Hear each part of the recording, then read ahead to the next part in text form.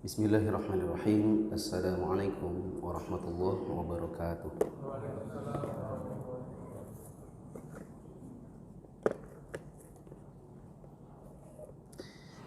Alhamdulillahi wa kafa wassalatu wassalamu ala rasulillahi mustafa wa ala alihi wa ashabihi wa man ittaqa. Hadirin jamaah yang dirahmati Allah, kita bersyukur kepada Allah. Pada hari ini kita dipertemukan oleh Allah di salah satu dari rumah-rumah Allah, yaitu Masjid Al-Burhan di kota Surabaya. Saya kesini sebenarnya bukan Surabaya, aslinya saya undangan ke Lumajang, tapi karena sesuatu dan hal akhirnya datang lebih awal. Terus mulai dikasih tahu ke sana kemari saya ada di sini. Nah, ini jadwal mendadak ditodong oleh Ustaz Syarif Baswedan, dan akhirnya saya iakan untuk bareng. Kemudian saya harus jaga kesehatan karena jangan sampai nanti KO duluan di Surabaya, padahal yang mengundang ini Lumajang, Situbondo, Probolinggo. Diforsir di tempat yang datang sebelumnya, nanti malah KO di tujuan aslinya. Jadi pada malam hari ini mungkin materi tidak saya panjang lebarkan, hanya sekedar memberi contoh-contoh. Bila ada dalil-dalil yang sebatas kebutuhan saya berikan, bila saya anggap jelas maka saya sekedar memberikan contohnya saja. Jamaah yang dirahmati Allah, bila jamaah mau mencatat, alhamdulillah. Kalau tidak mau mencatat, catatlah. Ya. Jazakumullah khair.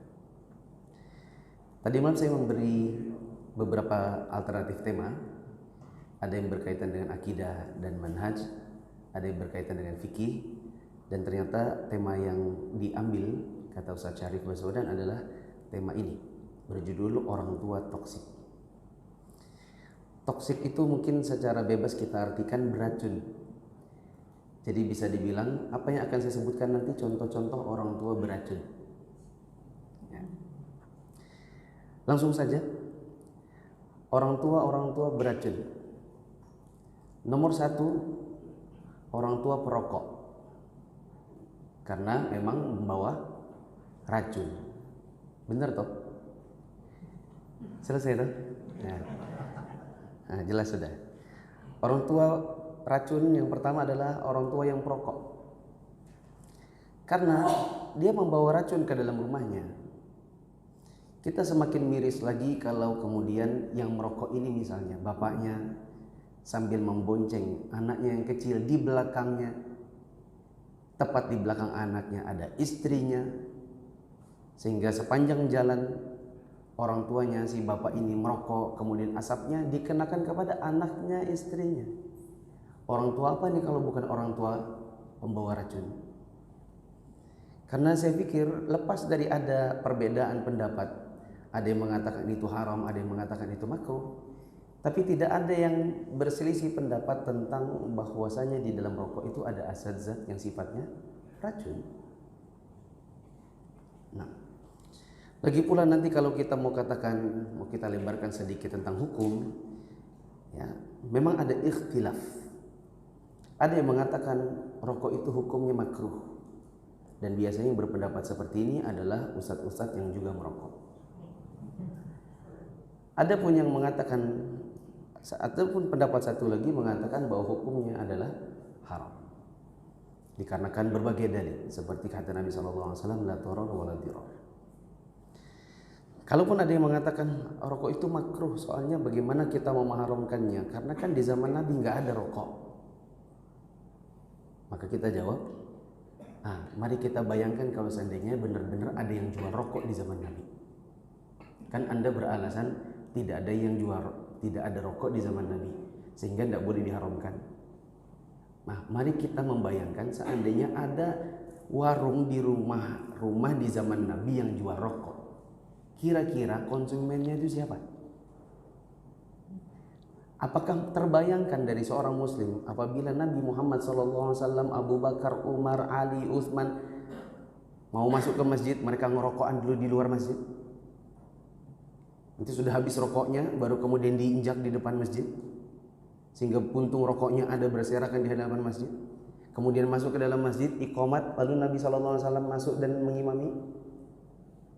Bagaimana kalau seandainya dibayangkan Abu Jahal, Abu Lahab, Abu Gosok dan lain-lain, misalnya mereka sedang rapat untuk membunuh Nabi sambil makan kacang garing plus sambil ngerokok, kopi hitam dan main domino. Mungkin terbayangkan. Sehingga sangat kita mungkinkan kalau seandainya pun ada di zaman Nabi SAW yang jualan rokok, mungkin para konsumennya adalah orang-orang yang jelek di zaman Nabi. Lanjut yang kedua.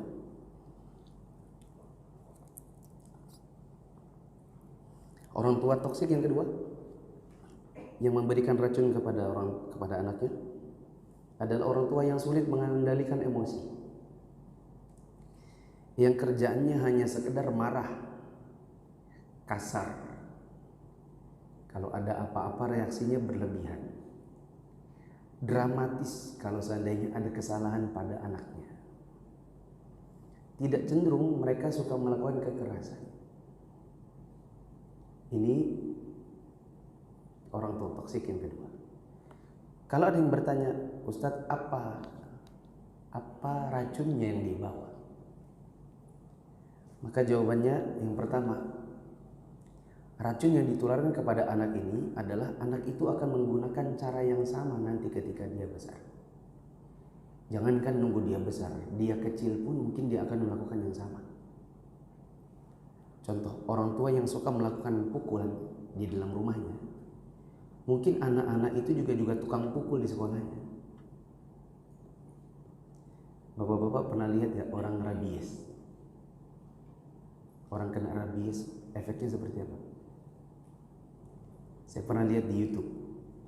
Rabies itu kalau dia sudah mencapai otak, nanti si pasien ini bisa jadi akan melakukan hal-hal yang mirip dengan si penggigitnya.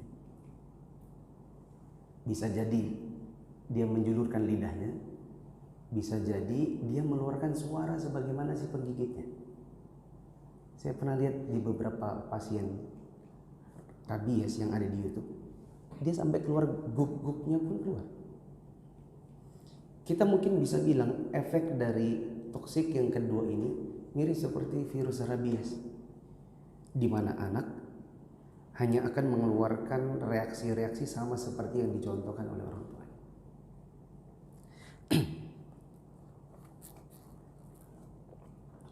Yang ketiga, orang toksik yang ketiga, komunikasi di rumah hanya satu arah, seperti bos dengan karyawannya. Di rumah hanya ada aturan dan perintah, sehingga di rumah hanya ada dua orang dewasa yang tak suka kalau dibantah. Dia suka melakukan kontrol terhadap anaknya dengan ketat. Apa yang harus dilakukan anak, kapan, bagaimana caranya, harus sesuai dengan yang mereka mau. Ini sebenarnya juga racun dari orang tua kepada anak-anaknya. Kalau ada yang bertanya, apa efek racunnya ini Ustaz? Kalau orang tua di rumah hanya komunikasinya satu arah, seperti bos dengan karyawan, di antara efeknya adalah anak itu tidak punya alternatif untuk memilih apa yang sesuai dengan minat, bakat, kebutuhan, kemampuan. Anak hanya tahu sesuai dengan apa yang diperintahkan oleh orang tuanya. Anak juga menjadi kurang inisiatif, karena segala sesuatu biasanya menunggu perintah. Gak pernah mereka bergerak sendiri sesuai dengan kemauan sendiri, dikarenakan segala sesuatunya terbiasa dengan perintah orang tua. Oh ya, jamaah yang dirahmati Allah, mungkin sebagian dari jamaah ada yang berkata, kayaknya bukan usia saya deh. Mungkin ini beberapa contoh yang sudah saya sebutkan lebih cocok kalau anaknya masih masih usia 2 tahun sampai usia 10 tahun. Mungkin dari jamaah ada yang anaknya sudah SMP, SMA. Maka saya katakan bisa jadi nanti kalau bapak-bapak atau ibu-ibu sudah menjadi kakek-kakek dan nenek-nenek, bisa jadi toksik ini keluarnya bukan dari orang tua, tapi dari kakek nenek. Karena ada kalanya di rumah itu yang mempengaruhi justru bukan orang tua, melainkan kakek nenek. Misalnya orang tuanya bekerja, bapaknya bekerja, ibunya bekerja, lalu anak-anak biasanya dititipkan kepada orang tua atau mertua. Nah, kadang-kadang materi yang saya bawakan seperti ini pun hendaknya diperhatikan oleh setiap kakek dan nenek.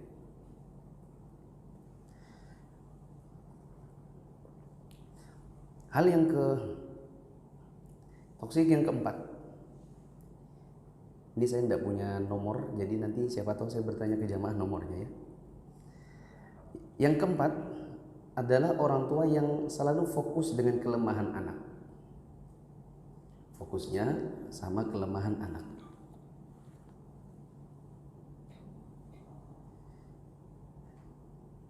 Dan orang tua yang seperti ini ada efek racun yang dia berikan kepada anaknya. Di antaranya, anak yang selalu disebutkan tentang kelemahan-kelemahannya biasanya nanti lama-lama akan menjadi anak yang minder dan rendah diri. Efek yang lain, anak itu merasa dirinya tidak punya kelebihan apapun. Dia jadi susah untuk mengenal potensi dirinya dan cenderung kurang percaya diri, dan lama-lama jadi sulit bergaul. Ya, ini misalnya orang tua yang ya misalnya kalau di sini kan mungkin rata-rata sudah ikut pengajian ya. Anggaplah anak-anaknya itu sekolahnya di sekolah tahfiz. Ternyata kemampuan menghafalnya tidak seperti kemampuan teman-temannya yang lain. Sehingga kadang-kadang misalnya di satu kelas anak yang lain sudah anggaplah misalnya sudah juz 3, anak kita masih juz 1,5. Lalu orang tuanya selalu mengatakan tentang kelemahan anaknya. Oh, ini memang ini hafalannya kurang. Ya, ini memang anak saya itu tidak tahu kenapa ya, apa yang kurang dari dia ini ya. Sudah dibelikan susu, sudah dikasih Scotch Emulsion, ini memang tidak tahu kenapa ya, kok bodoh betul gitu ya. Gitu. Kalimat-kalimat seperti ini yang mungkin kadang-kadang reaksinya anak hanya bisa terdiam, itu akan membuat dia lama-kelamaan merasa aku ini bukan siapa-siapa, aku tidak punya kelebihan apapun yang bisa dibanggakan orang tuaku. Dan kita nanti dapati ketika mulai SMP, SMA, dia cenderung di kelas misalnya sendirian, nggak ada teman. Dia malu untuk bergaul karena dia merasa bahwa dirinya tidak punya apapun yang bisa dijadikan bahan untuk bisa bergaul dengan orang lain. Yang kelima adalah yang sebaliknya. Orang tua yang model yang kelima sebaliknya dari nomor 4. Bila yang nomor 4 itu adalah fokus pada kelemahan anak, maka yang kelima ini adalah selalu membanggakan anak. Ini juga termasuk racun yang lain pada diri anak. Manakala orang tua atau selalu membangga-banggakan kelebihan anaknya. Seperti suka menyebutkan anaknya itu ranking, menyebutkan tentang prestasi hafalannya, tentang kemenangannya, tentang juaranya, tentang skillnya, tentang bla bla bla. Yang parah lagi kadang-kadang dilakukan ini di hadapan anak. Ya, kadang-kadang misalnya orang tuanya itu membanggakan anak ini dan anaknya hadir di hadapannya. Disebutkan, oh anak saya ini Masya Allah ini paling pintar nih pondok. Ini yang sudah hafal sendirian nih. Yang lain teman-temannya itu baru juz 5 dia sudah 10 juz. Memang ini Masya Allah ini gitu ya. Dan ini racun yang lain. Apa efek dari racunnya? Dari kalimat-kalimat orang tua yang suka membanggakan anaknya ini, diantaranya anak itu menjadi sombong dan bangga diri. Anak ini suka dengan yang namanya bangga diri dan sombong. Kemudian anak itu jadi susah menerima masukan karena terbiasa dibanggakan. Efek yang lain adalah susah kalau mendapatkan kegagalan. Tidak bisa mudah menerima apabila terjadi kegagalan karena selalu dibanggakan. Tidak suka apabila ada pesaing. Dan orang yang suka merasa tersaingi dalam berbagai hal itu biasanya nanti berefek pada ketidakikhlasan. Contoh, apabila nanti ternyata dia besar, dia jadi dai, jadi seorang ustadz, dia melihat orang-orang yang seperti dirinya seperti kompetitor. Kalau sudah yang lain terlihat seperti kompetitor, maka dia akan merasa dakwah ini adalah ajang bersaing dengan yang lain. Ujung-ujungnya dia senang kalau dibanggakan, dia senang membanggakan dirinya, dia senang kalau banyak pengikutnya, dan dia nggak suka kalau orang lain ngaji sama yang lain. Ya, karena apa? Muncul ketidaksenangan terhadap prestasi orang lain. Ya. Racun ini juga bisa punya dampak seperti menjadikan si anak ini suka menumpukkan kesalahan kepada orang lain. Bila kesalahan itu terjadi dilakukannya, maka dia tidak suka kalau dia yang dijadikan tumpuan kesalahan. Maka nanti dia akan salahkan ke orang lain karena dia merasa bahwa dirinya punya banyak kelebihan. Efek yang lain adalah dia suka ngeles kalau dikritik. Kalau kemudian dia memang melakukan sebuah kesalahan yang sebenarnya gampang, tinggal mengatakan, oh ya saya salah, dia akan lebih mudah untuk mengatakan, oh enggak, sebenarnya kejadian bukan gitu, bela diri saja. Ini efek dari orang tua suka membanggakan anaknya. Ada cara, berikut ini saya beritahukan, ada beberapa alternatif apabila kita mendapati suatu hal yang membanggakan pada anak kita dan kita ingin mengekspresikan di depan dia. Boleh dicatat, seperti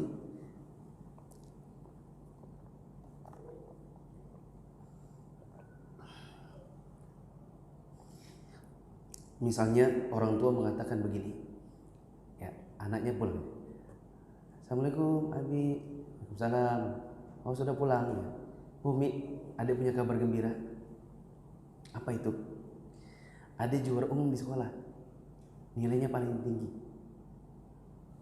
Kalau orang tua yang model kelima yang toksik ini, mungkin nanti besok ketemu dengan sepupunya atau ketemu dengan siapa-siapa, dia kan ceritain deh, oh ini paling hebat nih di sekolah, kemarin dia juara umum, bla bla bla. Caranya waktu dia memberitahukan tentang prestasinya, kita bilang gini, Masya Allah, Alhamdulillah, siapa yang memberikan kepintaran kepada adik seperti ini ya? Kalau kita di zaman sekarang mungkin akan lebih banyak mengatakan, Masya Allah, siapa sudah yang paling pintar ini? Yang ditujukan adalah dirinya. Pertanyaan ini, siapakah yang paling pintar? Jawabannya, dia akan menjawab apa dalam hatinya? Aku yang paling pintar. Memang yang paling hebat dan anak paling hebat sedunia ini sudah. Siapa ini? Siapa bapaknya ini? Siapa mamanya ini? Gitu kan? Sepaket. Anaknya merasa bangga dirinya, orang tuanya merasa aku ini anak yang orang tua yang mencetak anak ini. Coba kalau diganti kata-katanya, Alhamdulillah, siapa yang sudah memberikan kepintaran kepada adik ini? Jawabannya Allah. Alih-alih membanggakan anak, kita bilang Alhamdulillah, Allah sudah memberikan kemudahan kepada adik mendapatkan prestasi. Supaya dengan itu dia akan menyadari bahwa sampai kapanpun kalimat orang tuanya ini akan membantu dia sadar setiap pencapaian yang dia dapatkan itu semua hanya dari Allah, bukan dari dianya. Kita dapati orang di zaman sekarang itu sangat mudah menyandarkan segala sesuatu pada dirinya. Ya. Misalnya dia bilang, ini dulu komplek ini gak ada masjidnya. Ini kalau bukan saya dulu yang pertama kali bikin proposalnya, gak ada masjid di sini. Padahal bukan dia itu cuma sekedar sebab saja. Alhamdulillah dakwah sekarang ini merebak di kota Surabaya. Kalau bukan dulu saya yang memulainya di sini, alhamdulillah pesantren ini sekarang besar. Masjidnya coba, Masya Allah, jami besar. Kalau bukan dulu saya itu merintis dari yang saya lagi, dikit-dikit saya lagi. Ya. Sehingga akhirnya itu akan membuat orang itu merasa segala sesuatu itu karena sebab dirinya, bukan karena sebab Allah. Itu bisa jadi bermula dari kebiasaan waktu kecil orang tua apa-apa. Siapa yang dibanggakannya? Anaknya. Sehingga anak ini juga terlatih di kepalanya, terbentuk mindsetnya, aku. Kalau bukan aku, seperti ini. Toksik yang ke berapa? Yang ke-6. Toksik model yang ke-6 adalah gengsi mengekspresikan kasih sayang atau cinta kepada anak, baik dengan gestur maupun dengan ucapan. Gengsi mengekspresikan kasih sayang kepada anak, baik dengan gestur maupun ucapan. Kita kalau di Indonesia mungkin tidak terbiasa dengan ucapan. Kayaknya kalau orang Jawa bilang wagu ya, agak wagu, agak itu apa? Kikuk, ya agak kikuk. Kalau seandainya kita mengatakan, "Mah, aku cinta sama mama," itu jarang, susah itu ngomongnya gitu. Kita mungkin tidak terbiasa karena memang orang tua kita dari zaman dulu tidak terbiasa untuk ngomong kayak gitu sama kita. Maka kita pun kepada anak kita juga tidak seperti itu. Ya, tapi paling tidak dengan gestur, dengan memeluk, menggendong, kemudian menggoyang badannya. Ada sebagian orang tua yang jangankan pakai kata-kata, pakai gestur badan pun tidak. Seperti tidak pernah mencium anak. Ketika anak berprestasi misalnya atau pulang sekolah, tidak pernah dipeluk, tidak pernah dicium pipinya. Ya. Karena apa? Bisa jadi karena gengsi. Apa efeknya? Apa pengaruh dari racun ini? Di antaranya adalah anak kurang dapat kasih sayang. Anak pun tidak terbiasa menyayangi. Yang kadang-kadang nanti akhirnya menjadi penyesalan adalah manakala anak itu sudah besar, orang tuanya tidak mendapatkan kasih sayang dari anak-anaknya. Karena anak memang tidak terbiasa menyayangi dan disayang. Mas, usianya berapa mas? Orang tuanya di mana? Di Surabaya. Kapan terakhir kali antum mencium bapak antum? Sudah lama, padahal serumah.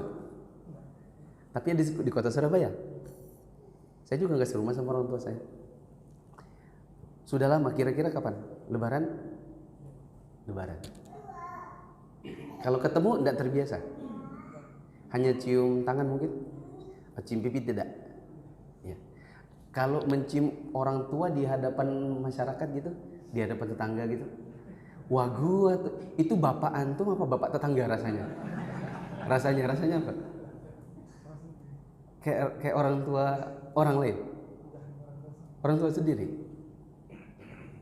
Saya pernah tanya di sebagian kajian, saya pernah posisinya kayak gini. Kapan terakhir kali antum cium orang tua antum? Dia bilang waktu kecil. Kalau sekarang enggak, karena enggak biasa. Kenapa enggak biasa? Orang tua antum dari kecil enggak biasa mencium antum. Iya, enggak biasa. Efeknya anak dengan orang tuanya ketika mereka sudah dewasa itu punya dinding, punya jarak. Karena tidak terbiasa. Teman-teman mungkin ada yang pernah lihat video saya beberapa minggu yang lalu. Itu bapak saya ada di situ. Saya main gini nih, ada tahu? Coba ikuti saya. 1, 2, 3, 4. Bisa.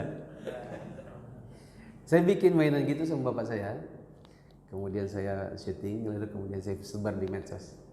Saya ingin memberikan ada 2 sudut pandang. Sudut pandang sebagai anak adalah selama kamu masih punya orang tua, manfaatkan waktu. Begitu nanti mereka sudah wafat, kamu merindukan masa-masa itu. Kamu tidak akan lagi merindukan airnya kecuali kalau sumurnya sudah kering. Baru kamu akan merindukan, dulu orang tuaku waktu masih ada, saya sibuk kerja, saya nggak pernah bareng sama mereka. Sudut pandang yang kedua, Anda kepada anak-anak, Sedari kecil biasakan untuk dekat sama dia, supaya nanti di masa-masa tua Anda dengan anak-anak itu akan bisa selalu lengket, ada bondingnya. Saya ini sekarang kemana-mana suka sama bapak saya, mama saya, istri saya. Bagi sebagian anak-anak mungkin yang di usia-usia saya, mungkin lebih senang jalan-jalan itu sama temannya, lebih senang jalan sama asistennya. Kalau ada daura-daura mungkin lebih enak kalau jalannya sama ya teman-teman yang bisa ngopi, bisa ngobrol, bisa ketawa-ketawa. Mungkin ada yang berkata, jalan sama orang tua apa enaknya? Biasanya garing. Biasanya nggak ada enaknya jalan sama orang tua, ngapain? Ya, kalau ada anak muda ngumpul sama anak muda, bawa bapaknya, bokap lo tuh ganggu aja di sini. Buat apa dia dibawa ke sini? Ya kan? Sedangkan kita tidak, karena kita sudah terbiasa sedari kecil punya bonding dengan orang tua, sehingga di masa-masa tua justru kadang-kadang lebih enak, jauh lebih enak untuk jalan sama mereka, family time sama mereka ketimbang dengan teman-teman. Ya. Teman-teman yang dirahmati Allah, pernah suatu hari Nabi SAW sedang mencium anak, yang tepatnya adalah mencium cucu, yaitu Husain. Maka ada sahabat Nabi namanya Al-Aqra' bin Habis. Jemaah mungkin sudah sering dengar hadis. Al-Aqra' bin Habis ini mengatakan, "Inna li 'asharatan min al-walad. Ma fa'altu hadha bi wahidin minhum." Ya Rasulullah, saya punya anak 10 orang. Tidak ada satu pun yang saya cium. Yang kayak Anda lakukan kepada Husain ini belum pernah saya lakukan. Maka Nabi SAW mengatakan, malam yarham la yurham. Siapa yang tidak punya rasa kasih sayang, maka dia pun tidak akan disayangi. Ini menunjukkan kepada kita bahwa kasih sayang itu juga akan berdampak kepada kemampuan seseorang untuk menyayangi dan disayangi. Apalagi kalau itu kita lakukan kepada anak-anak, itu dapat pahala. Bermain bersama anak, lengket sama anak, menciumnya, memeluknya, itu dapat pahala. Dan tadi saya sudah bilang, di antara dampak racun apabila seorang bapak dan ibu tidak punya bonding dengan anak-anaknya dari masa kecilnya, yang kita khawatirkan adalah ketika anak-anak itu sudah besar, maka anak-anak tidak punya rasa sayang kepada orang tuanya.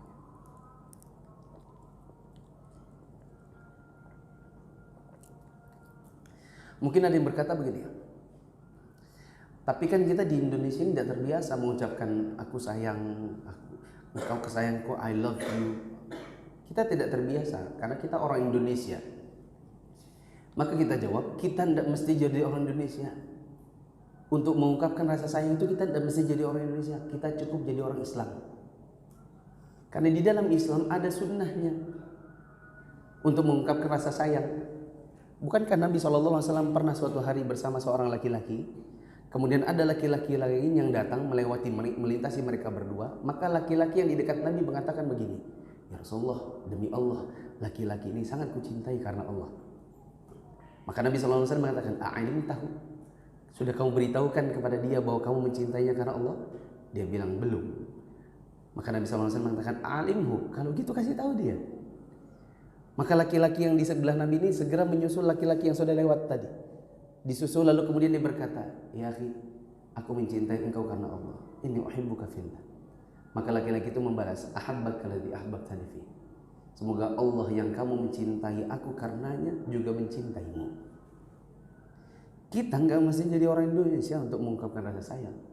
Kita cukup menjadi orang Islam yang kemudian menjalankan sunnah. Apa di antara sunnah Nabi? Yaitu mengungkapkan rasa sayang. Ya, kepada anak-anak kita bilang, ini ayah sayang betul sama anak ini, sama kakak ini. Apalagi kakak ini sudah rajin membantu Umi, kakak ini suka membantu Umi nyayangin adik. Diungkapkan. Ya. Sehingga dengan itu anak-anak itu merasa, ya ibaratnya hatinya itu adalah sebuah kantung. Kantung itu diisi dengan kalimat cinta, cinta, cinta, cinta, sayang. Membuat kantung ini lama-lama penuh. Bagaimana kalau hati anak itu penuh dengan rasa cinta? Disuruh mudah, dinasehati mudah masuk, disuruh belajar gampang. Ya. Adapun yang kita lihat disuruh makan malah main, disuruh belajar malah tidur, disuruh tidur malah apa? Malah main, bolak-balik. Orang tuanya hanya tukar, "Kak, Kak, Dek, Umi pusing nih, Abi pusing, Abi." Ya gitu. Yang seperti itu kadang karena kan kantong hatinya itu kosong dari rasa cinta, tidak punya kedekatan kepada orang tua. Ya. Selanjutnya yang ke-7, toksik yang ke-7, selalu intervensi dan memotong pembicaraan anak. Contohnya, selalu memotong atau mengintervensi pembicaraan anak. Kadang anak itu mau cerita, bahkan yang mau dia ceritakan itu penting, tapi karena ceritanya langsung terkat gitu.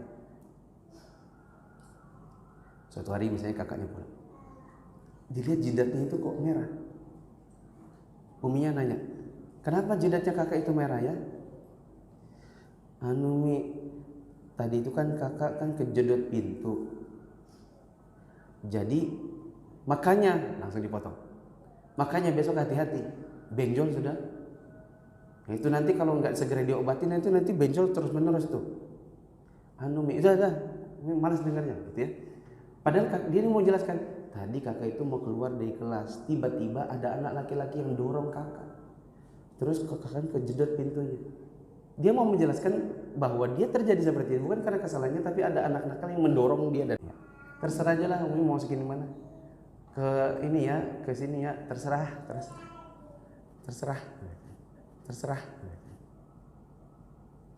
Ya, ingin bertanya sesuatu, orang tuanya tidak punya waktu. Ya, kakak bisa tanya sedikit. Nanti ya, ayah capek, ayah lagi banyak kerjaan. Kakak sana dulu, jangan ganggu. Padahal mungkin dia mau cerita sesuatu yang cerita itu penting untuk diketahui oleh orang tuanya. Tapi ya karena orang tuanya, saya bilang tadi, membawa pekerjaan juga sampai di rumah, akhirnya anak mau cerita sesuatu nggak bisa, nggak ada waktu. Uminya sama, mungkin kebetulan uminya juga sama-sama wanita karir. "Mi, kakak mau cerita sesuatu bisa Mi?" "Nah, nanti dulu ya, Umi ada kerjaan." "Umi kerja apa?" "Kamu gak lihat nih Korea lagi tayang, Umi lagi bertugas untuk menyelesaikan ini satu seri ya. Kakak nanti dulu deh, kakak main sama adik terserah deh, jangan ganggu dulu," misalnya ya. Efeknya apa teman-teman? Apa efeknya Bapak Ibu? Di antaranya, anak lama-lama lebih senang untuk cerita kepada yang bukan isi rumahnya. Karena selama ini dia kalau mau cerita sesuatu kepada orang tuanya tidak dihargai. Yang kita khawatirkan adalah kalau seandainya dia bercerita keluar rumah dan dia dapatkan tempat yang nyaman yang ternyata menyesatkan. Seperti ceritanya kepada teman-temannya yang sebenarnya orang-orang awam, atau bahkan yang berbahaya. Bagaimana kalau seandainya ini ada anak perempuan Anda yang usianya sudah mulai masuk 15, 16, 17 tahun. Kan biasanya memang perempuan itu suka curhat ya, karena di rumah tidak ada yang dengar, ibu tidak dekat, akhirnya dia bercerita kepada teman-temannya. Temannya memberikan pengaruh-pengaruh yang luar biasa menyesatkan. Di antaranya mungkin mereka akan mengatakan, misalnya, "Kalau menurutku kita itu bebas menentukan apa yang kita mau. Kita sudah dewasa, kita nggak mesti ikut orang tua." Satu. Jadi kadang-kadang dia akan berpikir sesuai dengan pola pikirnya dan dia nggak akan dengar lagi orang tuanya. Ada kalimat-kalimat seperti, "Temukan jati dirimu sendiri. Jangan takut orang bilang apa. Toh kita juga nggak minta Tuhan membuat kita jadi begini." Kalimat-kalimat ini saya dengar-dengar di sebagian podcast tentang LGBTQ++. Biasanya bermula munculnya anak-anak yang tadinya namanya Ani berubah jadi Anto. Yang tadinya dibesarkan orang tuanya dengan nama Anto tiba-tiba jadi Tini. itu adalah bermula dari mereka tidak bisa handle dengan apa yang mereka rasakan. Kemudian mereka bercerita keluar karena di rumah nggak ada yang bisa diajak cerita. Lalu yang di luar ini menyesatkan, kamu sudah besar, kamu bisa menentukan pilihanmu sendiri. Kamu nggak mesti ikut orang tua. Toh kita juga nggak minta Tuhan bikin begini. Kita toh kalau juga disuruh memilih, kita nggak minta orang tua menjadikan kita berbadan laki-laki berhati perempuan. Atau sebaliknya, kita juga nggak minta Tuhan menjadikan kita seorang yang berbadan perempuan tapi hatinya laki-laki. Kita juga kalau mau memilih, kita bisa menentukan diri sendiri ya kita. Terus menurutmu gimana? Menurutku jangan takut. Kalau menurut kamu adalah kamu ini perempuan berada dalam tubuh laki-laki, keluarkan saja kamunya. Kalau kamu merasa kamu adalah laki-laki tapi dalam tubuh perempuan, keluarkan dirimu yang aslinya. Tiba-tiba berubah menjadi yang tadi itu, ganti nama ya, dari Muhammad jadi Cinta misalnya seperti itu. Belum lagi nanti kamu tahu itu kamu itu sebenarnya gini, kamu itu sebenarnya modelnya laki-laki, tapi kan aku dadanya tumbuh. Gampang, kita beli hormon itu, nanti disuntik tiap 1 bulan, disuntik di sini, nanti lama-lama dada kempes, pinggul mengecil, nanti kamu bisa ini, kamu nge-gym, nanti kamu terbentuk, kamu berarti jangan laki-laki. Oh ya, bisa gitu, bisa gitu loh. Dan teman-teman yang dirahmati Allah, ini jangan sampai kejadian lalu kemudian belakangan orang tuanya kemudian yang menangis, dia berkata, kenapa kamu jadi begini nak? Karena kita dapati ada kalanya orang tua memang sudah terlambat, anaknya sudah terpengaruh dengan yang demikian, baru kemudian mereka menyesal dan menangis. Jemaah yang dirahmati Allah, yang ke-9, orang tua yang juga sama-sama toksiknya adalah orang tua yang susah menerima masukan dari anak. Susah menerima masukan dari anak. Orang tua merasa selalu benar. Seperti misal orang tua itu karena awam, ya orang tua belum bisa baca Quran dengan lancar. Kadang-kadang dia jadi tidak mau belajar karena suka dikritik anaknya. Ya. Anaknya suka mengkritik, ayah kalau ngaji itu alhamdulillah itu pakai hak ya, bukan pakai kaf. Ya. Orang tuanya bilang, sudahlah kamu tidak usah kritik ayah. Kamu tuh alhamdulillah kamu hidup di zaman sekarang, banyak sekolah Islam. Kalau ayah nggak kayak dulu, kamu memang ya. Padahal kan ya diberi masukan sama anak kan, oh gitu ya, coba ajarin ayah kan gitu. Karena mungkin orang tua tidak biasa menerima masukan dari anak, akhirnya dia membuat anaknya jadi kayak musuh ya. Dan ini akan menjadi susah lagi manakala misalnya orang tuanya punya keyakinan syirik atau khurafat. Ketika anak akhirnya mengetahui ada ilmu di dalam Islam tentang tauhid, tentang sunnah, tentang haramnya khurafat, tahayyul, haramnya melakukan bid'ah misalnya, kemudian disampaikan kepada orang tuanya, meskipun dengan cara yang baik, kadang-kadang orang tua menganggap itu sebagai serangan. Akhirnya susah bagi orang tua untuk mendapatkan hidayah, dikarenakan sedari awal dia susah untuk menerima masukan dari anaknya. Yang ke-10, suka menuduh. Suka menuduh.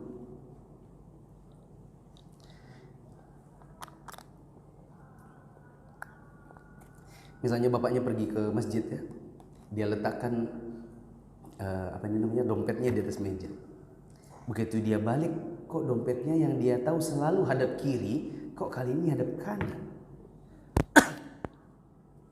Dia mulai buka. Kok 19 ya? Biasanya kan 2 juta. Ini hilang 100. Panggil anaknya, kakak sini. Pasti kakak yang ngambil kan? Gak nanya-nanya, langsung nuduh. Pasti kakak yang ngambil uang ini. Apa ya? Uangnya ayah hilang. Ayah hilang ya, hitung ya. Tuh, dapat mana 19, 1.900. Ayah nggak suka uangnya itu ganjil-ganjil. Ayah itu imam 1 juta, 1,5 juta, 2 juta. Kalau 1,9 itu heran. Itu enggak ayah banget itu. Hilang 100. Kakak yang ngambil ini. Enggak ada ya. Jangan bohong. Ya. Enggak ada ya. Demi Allah. Kamu ini awas ya, maling-maling ya. Ternyata bukan CCTV yang ngambil uminya. Ternyata uminya membaca hadis Hindun cerita kepada Nabi Rasulullah, suamiku itu pelit. Maka Rasulullah mengatakan, khudhi ma yakfiki wa waladi bil ma'ruf. Ambil saja dari uang suamimu secara diam-diam sebatas yang memenuhi kebutuhanmu dan anakmu secara ma'ruf. Oh, berarti boleh diambil diam-diam. Ya. Diambil uangnya suaminya diam-diam. Ya kan? Oke, bagaimana kalau itu terjadi? Ternyata setelah dia cek CCTV, baru kemudian diketahui istrinya. Umi, sini Umi. Umi yang ngambil ini 100.000. Enggak ada, sudah dosa bohong. Saya sudah lihat CCTV. Kamu yang ngambil. Iya, soalnya ayah kan dikit-dikit protes. Makannya cuma ini, kok cuma ini, kok cuma ini. Tapi ayah memang ngasih uangnya selalu kurang. Saya tuh nggak punya tabungan ya. Apa yang ayah kasih langsung buat makan selesai habis. Saya nggak punya tabungan. Tapi ayah selalu mintanya lebih. Jadi saya ambil 100 itu buat nambahin yang ayah minta. Ya kan? Oke, selesai di situ. Terus tuduhan kepada anak yang tadi sudah terlanjur bagaimana? Apakah anak jadi gimana? Cukup kan? Sorry ya, ternyata bukan kakak. Umi ternyata kak. Memang Umi ini. Selesai begitu? Mungkin anak ada timbul rasa kecewa. Anak merasa tidak dipercaya.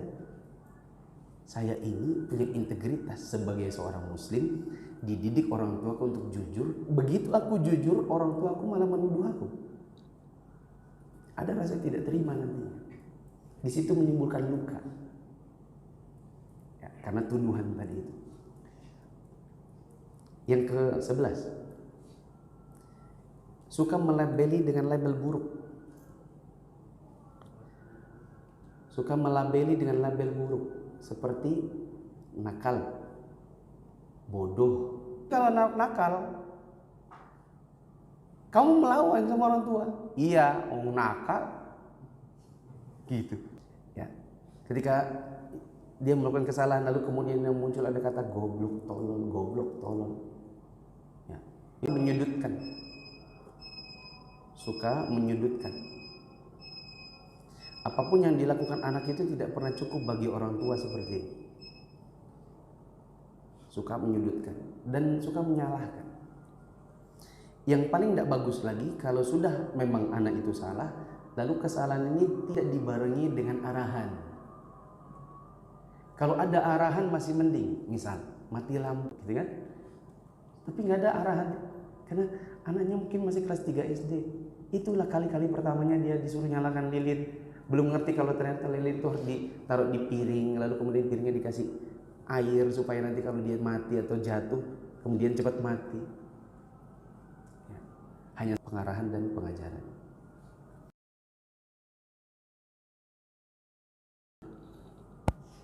Sudah berapa tadi? 12. Jadi gimana? Azan dulu coba.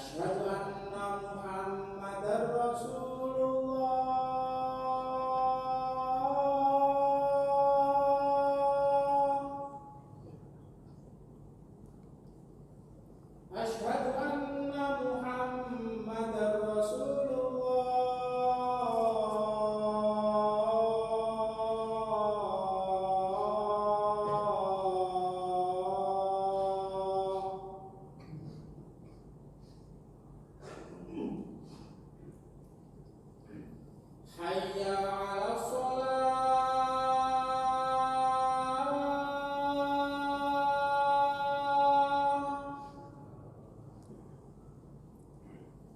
Hayya 'ala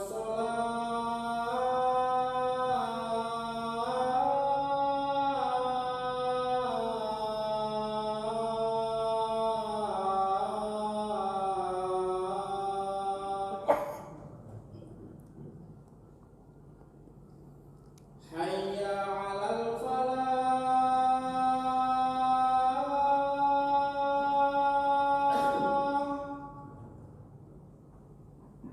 Hayya 'alal falah.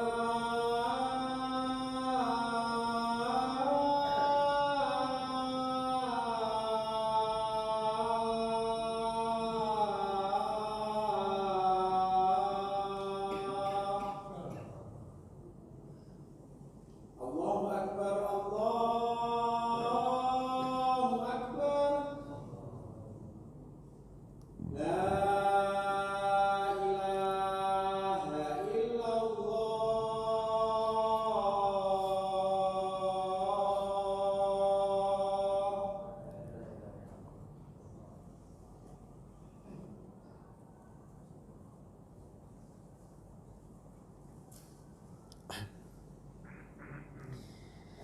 Ya, jamaah yang dirahmati Allah, ini saya hitung masih ada 1, 2, 3, 4, 5, 6, 7, 8, 9, 10, 11, 12. Masih ada 12 lagi. Dan kalau dipaksakan ini bisa sampai jam 8 nanti. Jadi kita cukupkan saja. Semoga nanti ke 13 sampai 24 insya Allah bisa dibahas pada kali yang lain, insya Allah. Ya. Tahun depan insya Allah. Nah ini kan sudah ujung Oktober tahun 2023 kan, 2024 kan masih sedikit lagi. Ada yang mau bertanya? Atau ada kertas pertanyaan? Atau tadi kata sambutan yang pertama sih, atau ada yang mau bertanya pakai mic, silakan.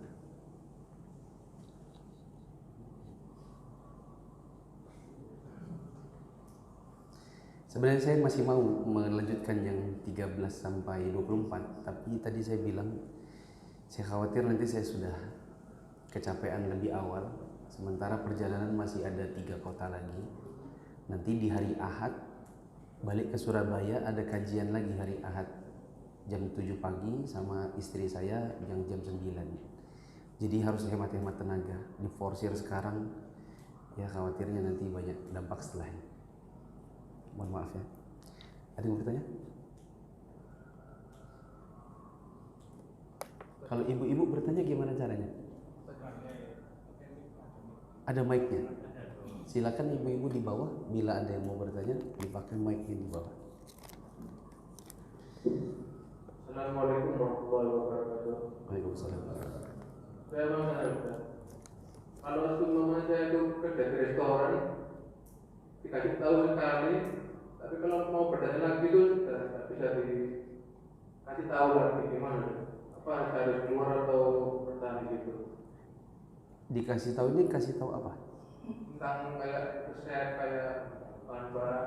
Kemudian kalau bertanya lagi itu tidak pernah mau jawab kepalanya itu, gimana? Saya harus keluar atau tetap bertahan di situ? Maksudnya Mas ini kerja di restoran? Iya. Kemudian nanyanya ke kepala chef. Iya. Kalau nanya ke kepala chef dijawab 1 kali, setelah itu nanya lagi nggak dikasih tahu. Iya. Jadi rasanya jengkel juga. Apakah yang ditanya ini resep rahasia? Bukan. Bukan. Bukan umum. Kenapa mereka tidak mau kasih tahu? Nah, itu kurang tahu ya. Sebenarnya kayak ada apa sesuatu yang pribadi. Oh. Saya nggak berani bilang keluar atau bertahan, karena itu kan kembali kepada seseorang itu kerja karena suatu kebutuhan. Lah Masnya, misalnya saya bilang keluar, terus ternyata belum dapat pekerjaan, sementara ada anak dan istri, sudah nikah. Nah, sementara misalnya ada orang tua yang juga harus dinafkahi misalnya, itu juga bukan hal yang mudah untuk menjawabnya. Sehingga saya pikir anggap saja itu dinamika dalam dunia kerja.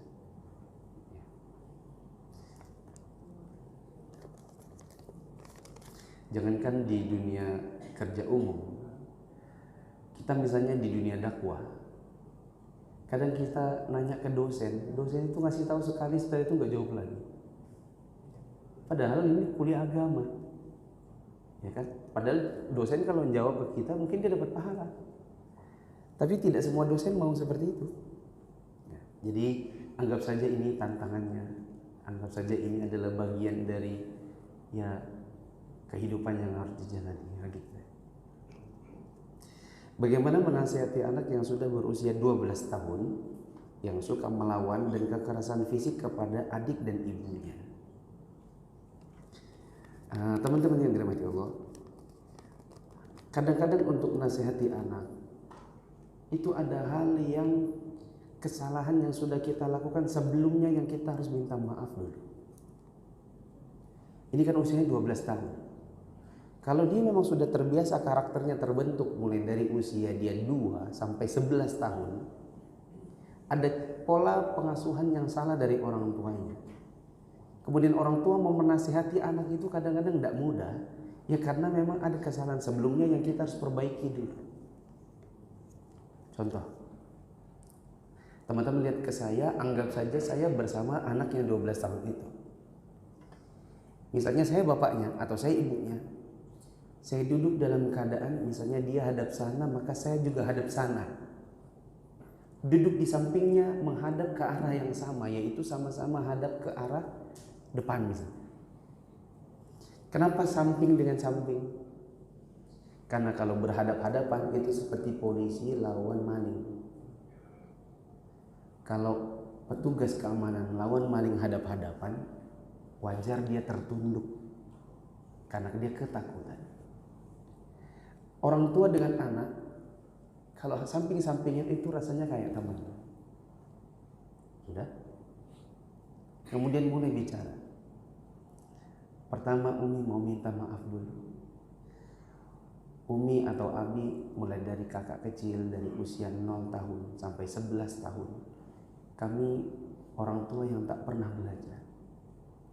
Jadi cara kami membesarkan kakak dulu mungkin keras, yang membuat kakak pun melakukan yang sama kepada adik, membuat kakak pun melakukan yang sama kepada Umi. Mungkin Abi dulu tidak terbiasa untuk berkata lemah lembut kepada Umi. Kalau mungkin Abi bilang sama Umi sesuatu, minta sesuatu, pasti dengan teriak, "Umi." Kalau Abi tanya, kakak sering lihat kan Abi kalau teriak, "Umi, mana kunci motornya?" Umi juga dari dapur teriak-teriak, "Di lemari, cari aja." Itu membuat kakak akhirnya kalau ngomong sama adik sama, "Adik, sini, mana anunya?" Akhirnya kakak sama, mencontoh Abi ke Umi, Umi ke Abi. Begitu juga kami kepada anak. Abi sama Umi meminta maaf. Maaf kalau kami dalam bertahun-tahun membesarkan kalian dengan pola yang salah. Mulai hari ini, yuk kita sama-sama memperbaiki. Umi berubah, Abi berubah, kakak juga kalau bisa berubah. Kalau bisa kakak mulai ke depan, kalau ngomong sama adik lemah lembut. Kalau dipanggil Umi kalau bisa, "Ya Mi," gitu. Bukan, "Ya. Coba sabar." Cerewet, bawel. Kalau bisa mulai hari kita semua berubah. Gitu cara nasihatinya. Anda sebagai orang tua yang terlanjur membesarkan anak dengan cara yang salah, Anda minta maaf dulu. Kedua, bagaimana nasihat Ustadz untuk menasihati anak yang suka membuli orang tua? Ya kurang lebih sama. Karena anak itu mencontoh. Bapak Ibu yang dirahmati Allah, anak itu ibarat donat. Dan donat itu bukan soal tepungnya aja, itu soal kokinya juga. Nah, anak Anda itu jadi donat bolong atau donat filling atau mau jadi bomboloni, itu Anda kan yang masak. Anda mau dapati anak yang nurut, anak yang suka membentak, anak yang suka membuli orang tua, anak yang nurut sama orang tua, itu semua Anda yang jadi penyebabnya. Anda yang masak.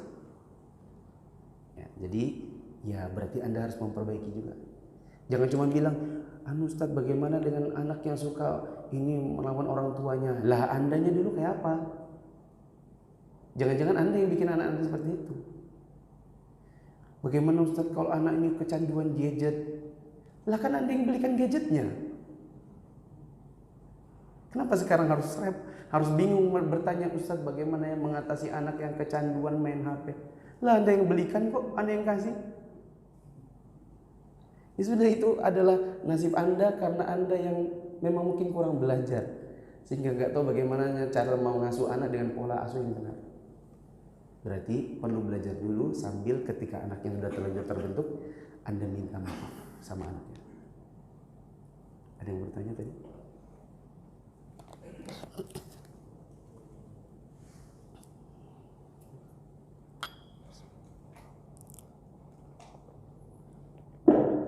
Bismillah, Ustaz. Saya mau tanya, apa pendapat Ustaz tentang ilmu baratnya yang mengatakan jangan katakan tidak pada anak. Misalnya bahwa sebuah sembarangan, diubah, sabunnya dimasukkan ke tempat sama dan lain-lain. Apakah itu memiliki pengaruh pada psikologis anak? Terima kasih. Bagaimana Ustaz pendapat Ustaz tentang metode yang mengatakan jangan bilang jangan kepada anak? Saya bilang begini, metode ini pada sebagian kasus bagus, pada sebagian kasus tidak. Namanya juga metode. Metode itu bisa jadi ada kekurangan, bisa jadi ada kelebihan. Jadi kalau ada suatu kelebihan tidak perlu ditolak, tapi jangan juga dianggap sebagai satu-satunya yang benar. Gini teman-teman, yang dimaksud sama akhi siapa namanya? Nasihuddin. Ada metode pendidikan yang berkata jangan bilang jangan. Seperti jangan naik-naik. Karena kalau dibilang jangan naik-naik, biasanya anak-anak malah naik. Awas, jangan keluar, malah keluar. Jangan lari-lari, ini masjid. Jangan lari-lari. Biasanya lari-lari. Kalaupun tidak lari-lari, biasanya karena takut. Begitu yang menakutkan ini tidak ada, lari lagi dia. Itu tidak? Siapa di sini di Masjid Al-Burin yang paling ditakuti anak-anak siapa? Misalnya gitu. Ya kan? Misalnya kakek-kakek misalnya, yang suka bentakin anak, jangan lari-lari. Anak-anak masjid ini lari. Ya kan? Mereka jalan karena ada kakeknya. Begitu kakek itu pulang, lari lagi deh. Karena menurutnya mereka ini adalah nurut karena takut. Nah, menurut metode ini coba diganti. Ganti begini. Dan ini saya pernah alami sendiri. Saya punya ruko, bukan ruko pribadi ya. Di situ ada sekolah, di situ ada travel, di situ ada ruangan-ruangan. Dan sekat-sekatnya itu sekat-sekat kaca. Oke, Mas? Waktu itu kami menerima TPA sore. Karena saya duduk di depan dan anak-anak itu mungkin yang cewek-cewek ini ngefans sama saya mungkin ya. Setiap masuk mesti langsung hihihi, langsung lari gitu ke dalam. Ya, begitu buka, Assalamualaikum, Waalaikumsalam, hihihi gitu. Anak-anak umur kelas 2, kelas 3 gitu. SD.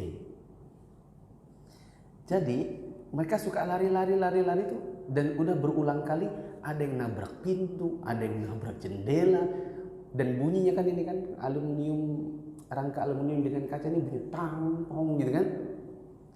Jadi saya bilanglah sama istri saya, coba nasihati anak-anak agar mereka tidak usah lari-lari di dalam. Suatu hari saya bilang lagi, Nana jangan lari-lari ya, jangan lari-lari. Tuh kan, dengan saya itu kan sudah saya bilang jangan lari-lari, mana lari-lari. Nanti kapan lagi masuk lagi, hihihi, seperti bagaimana biasa. Dan saya lagi-lagi bilang jangan lari-lari, jangan lari-lari. jangan lari-lari. Perang. Jengkel kan, gemes dah kan. Akhirnya yang saya gemes ini bukan anak-anak, tapi guru-gurunya, termasuk istri saya. Maka saya bilang, coba nasihati. Saya saking sudah jengkelnya, saya bilang, ini yang belum kejadian cuma begitu ditabrak itu kaca pecah, terus terluka anak-anaknya orang. Maksud saya itu saya peringatkan keras kepada guru-guru agar anak-anak itu dikondisikan. Istri saya bilang begini, ini yang salah bukan guru-guru, tapi laki-laki yang di depan. Saya yang disalahin. Yang salah itu bukan guru-guru, yang salah laki-laki yang di depan. Karena tidak melihat bagaimana anak-anak yang masuk. Udah itu maksudnya saya. Udah menganggap anak-anak itu kelas berapa? Emang kelas berapa? Anak-anak kelas 2, kelas 1 SD, kelas 3 SD.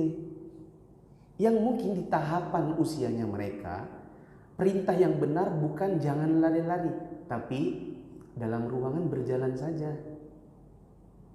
Coba besok diganti.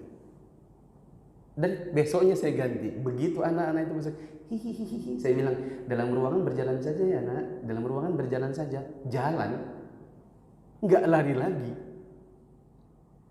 Begitu.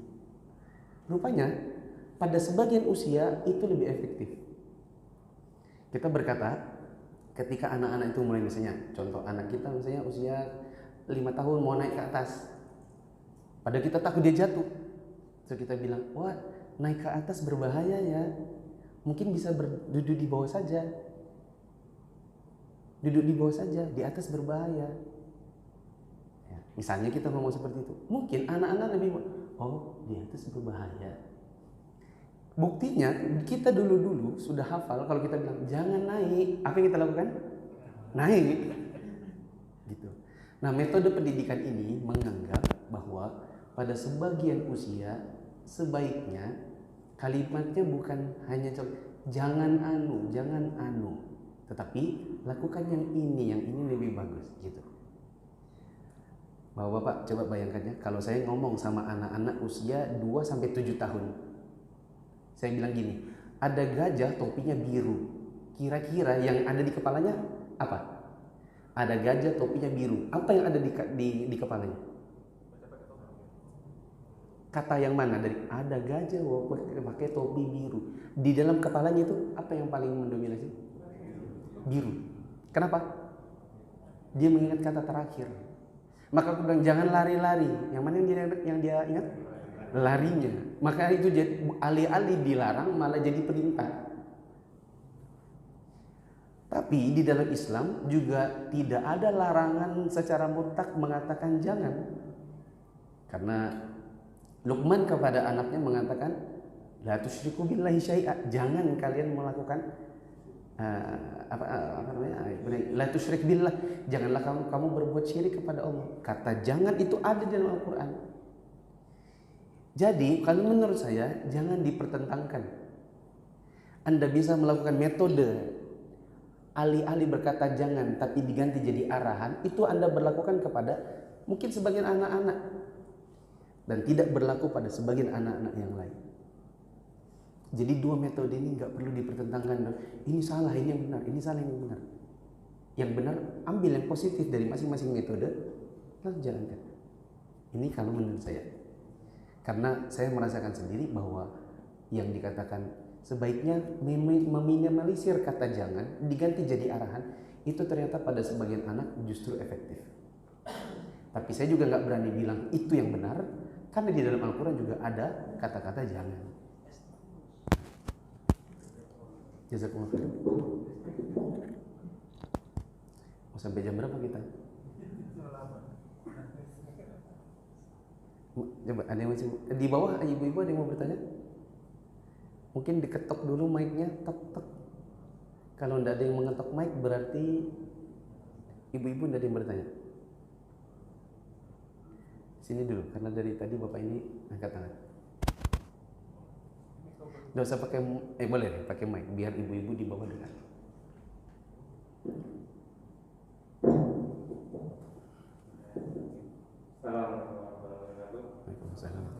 Ada dua pertanyaan Ustaz. Yang pertama, Satu dulu. yang pertama susah Nabi dengan jangan meladeni anak dengan nasihat yang buruk. Nah, kalau misalkan seorang anak itu diladeni dengan label yang baik, anak pintar, jadi kan tapi di sisi lain ada toksik yang jangan membanggakan anak dengan kelebihannya saja. Saya kira satu sisi dia melatih dengan apa yang baik, tapi di sisi lain jangan membanggakan anak dengan kelebihannya. Itu bagaimana simpulkannya? Tadi sebenarnya sudah saya jelaskan, yang menjadi toksik dan menjadi dampak kepada ini anak saya, ketemu sepupunya, ini bang, ketemu tetangga, ketemu orang lain, ketemu selalu anak itu dibangga-banggakan. Dan lebih buruk lagi tadi saya bilang, bila saat membanggakannya ada anaknya di situ, karena membuat anak nanti yang tadi saya bilang jadi sombong, jadi merasa gini, merasa gitu. Adapun bangga ketika anak berprestasi itu beda. Orang tua justru nanti yang saya bilang di poin ke-13, ini kan tadi baru poin 12 loh. Sebenarnya di poin nomor 13 justru toksiknya adalah tidak suka memberi apresiasi kepada anak. Justru kita dituntut untuk memberi apresiasi.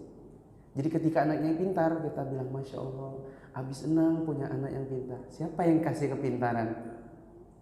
Nah, di situ tadi saya bilang ada alternatif bagaimana caranya bangga dengan anak, yaitu berkata, Alhamdulillah kakak dimudahkan oleh siapa untuk mendapatkan nilai yang bagus ini.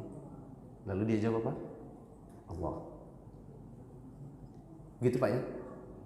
Jadi harus bisa bedakan antara membangga-banggakan, apalagi di depan orang, apalagi ada anaknya di situ, dengan bangga kepada dirinya dan berkata, ayah senang karena kakak ini alhamdulillah pintar, kakak sekarang hafalannya sudah bagus, kakak sekarang begini, habis senang.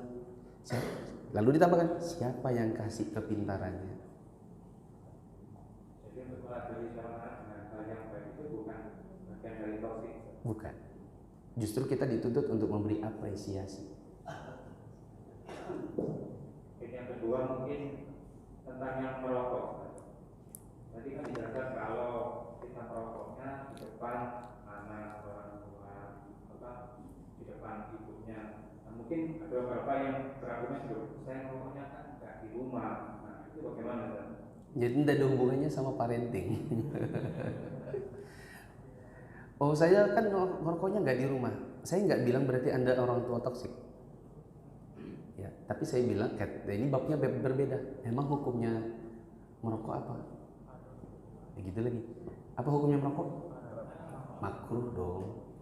Menurut Ustadz yang juga merokok. Gitu ya. Tapi saya mau sedikit. Apakah iya kalau orang tuanya itu merokoknya di luar terus tidak tercium baunya sama anak? Anaknya. Kalau ayahnya yang rokok nih di tetangga, terus pulang, terus sini dek sama ayah, sini ayah gendong dek, ya. Pas digendong ngomong, iya adek ini cucu ini lucu ya, di mulutnya anak, di hidungnya anaknya itu, apa yang dia cium? Ya, enak baunya ayah nih. Terus mungkin dia masih kecil, umur 3 tahun, dia pegang bibir kita, bibirnya ayah ini hitamnya. Giginya ini jorok, bau mulutnya, bau, gitu kan? Toksik yang lain lagi juga akhirnya. Jadi kalau dia bilang enggak, saya mau merokoknya nggak di rumah, saya mau merokoknya di luar, sama aja. Apakah anak-anak nggak cium baunya Anda? Boleh mic-nya ke belakang?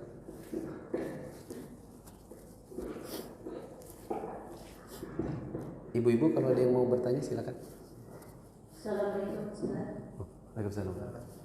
Ustaz, saya ingin menanyakan mengenai suatu keburukan anak itu memang harus dilarang. Misalnya contoh Ustaz menonton ke bioskop, kita sebagai orang tua itu memang melarang anak untuk nonton ke bioskop. Tapi kemudian ternyata anak tersebut diam-diam Ustaz pergi menonton. Nah, kalau seperti ini Ustaz, apakah kita memang mengizinkan itu anak dari awal, tapi yang penting tidak berbohong, atau memang kita melarang, tapi pada saat anak itu melakukan kesalahan atau berbohong di depan kita, memang harus kita terima atau gimana Ustaz? Bu, saya tanya dulu, ke bioskop itu bagus atau tidak? Ini kayak kita sedang memerangi sebuah kemungkaran. Efeknya itu ada yang bertingkat-tingkat, ada yang parah banget, ada yang rusak, ada yang agak rusak, ada yang cukup rusak. Mana yang lebih didahulukan? Yang kita sebutkan? Yang parah banget. Nah, kalau kamu pergi ke bioskop, itu pertama, uang sakumu berkurang. Kalau itu yang disampaikan duluan, itu tidak begitu esensial dibandingkan. Nah, itu tempat yang bukan isinya orang-orang soleh. Kebanyakan yang masuk ke sana orang-orang yang fajir. Apa itu, Mi? Orang yang bisa tidak sholat, atau memang orang kafir. Karena itu memang budaya dibawa dari orang-orang kafir. Belum lagi yang ditonton apa? Kadang-kadang isinya adalah orang-orang berhubungan badan, atau orang-orang beradegan. Saya nggak usah sebutkan. Ada anak-anak juga. Adegannya begini, begitu. Ya kan? Kakak berdosa kalau kakak. Ini bukan cuma tentang uang saku. Kakak jangan berpikir, kan aku juga nggak minta uang sama Umi untuk pergi ke bioskop. Ini kan aku ditabung-tabung uangku sendiri. Itu next. Umi cuma takut kakak berdosa. Belum lagi kalau ternyata tiba-tiba misalnya gempa, kemudian kakak meninggal di dalam sana, meninggal suul khotimah, Kak. Bagaimana? Jadi balik itu dulu yang diberitahu. Nanti baru kemudian tadi balik ke pertanyaannya, saya biarkan tapi yang penting jujur, ataukah saya larang tapi dia berbohong? Jawabannya tetap dilarang. Tapi waktu dilarang, beritahukan dia efek dari keburukan yang dikerjakan. Begitu ya?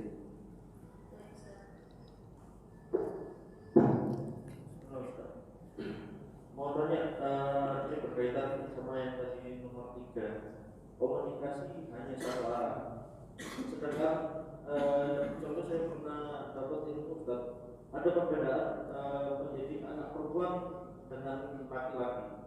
Kalau perempuan itu lebih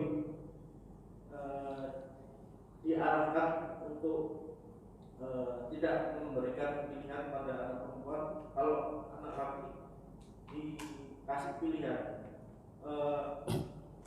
Ilmunya itu kalau anak laki dikasih pilihan karena membiasakan dia supaya bisa menjadi leadership kepemimpinan karena seorang laki-laki. Kalau perempuan ilmunya itu enggak dikasih pilihan. Contoh kayak laki-laki ditanyain mau makan apa, tapi kalau perempuan jangan itu Ustaz. Jazakallah. Umu tadi yang bertanya, saya minta tolong mic-nya dikasih ke istri saya. Semoga istri saya tidak sedang ke toilet. Tolong bantu jawab pertanyaannya yang barusan ini.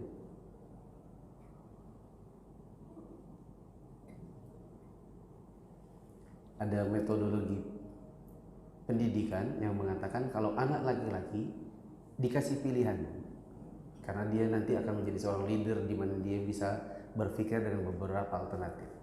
Tapi kalau untuk perempuan, maka tidak diberikan pilihan supaya qanaah mungkin kalau nanti jadi istri.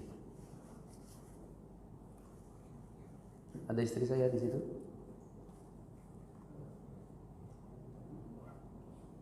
Ada Ustaz. Coba minta tolong. Ya, baik. Pertanyaan saya lupa pula untuk tidak memberikan pilihan kepada anak perempuan dan memberikan pilihan untuk anak laki-laki. Kalau kita bahas dari pendidikan anak usia dini, misalnya setiap anak apapun jenjangnya kita bisa latih untuk mereka diberikan pilihan, tapi tetap ada batasan. Sebagian mungkin ada yang berpendapat diberikan kebebasan pilihan seluas-luasnya, tapi tentunya kalau dalam sudut pandang Islam itu sendiri kita memberikan pilihan-pilihan itu tetap terbatas. Ya, misalnya untuk anak laki-laki juga tetap sama gitu ya, dalam memilih mainan misalnya untuk anak-anak kecil,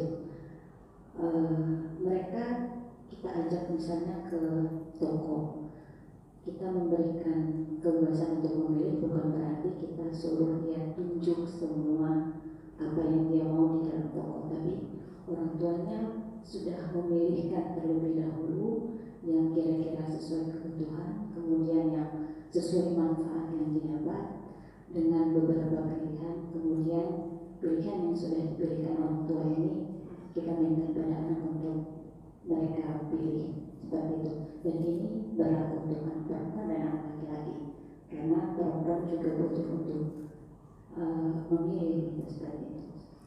Anak laki-laki pun seperti itu, karena di kehidupan dewasanya ada banyak pilihan hidup yang mereka harus hadapi, bukan hanya laki-laki tapi juga perempuan. Demikian mungkin Ustaz. Oke, jazakillah khair. Jazakillah khair. Teman-teman yang dirahmati Allah, sama seperti pertanyaan akhi Nasihuddin. Ada sebagian metodologi yang mengatakan begini, ada sebagian metodologi yang mengatakan begitu.